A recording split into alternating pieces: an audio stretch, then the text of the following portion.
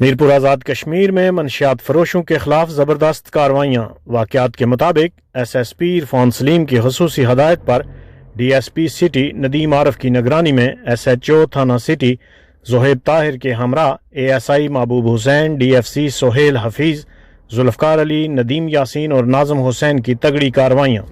پہلی کارروائی میں بدنام زمانہ منشیات فروش اشفاق ولد محمد ابراہیم ساکن F2 کے قبضہ سے 30 لیٹر شراب برآمد کی، جبکہ دوسری کارروائی میں عتیق احمد ولد غلام حسین ساکن میاں محمد ٹاؤن کے قبضے سے 12 بوتل ولایتی شراب برآمد کرتے ہوئے تیسری کارروائی میں واصف خالد ولد خالد ساکن تراڑ کھل حال مقیم D4 میرپور کے قبضہ سے 250 گرام چرس برآمد کرتے ہوئے تینوں ملزمان کو گرفتار کر لیا۔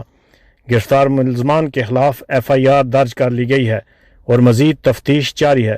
پولیس کا عزم ہے کہ منشیات فروشوں کے خلاف کارروائیاں جاری رکھی جائیں گی۔ مزید ویڈیو دیکھنے کے لیے ہمارا چینل سبسکرائب کیجئے اور بیل کے آئیکن پر کلک کیجئے تاکہ آپ ہماری تمام نئی آنے والی ویڈیو سے باخبر رہ سکیں۔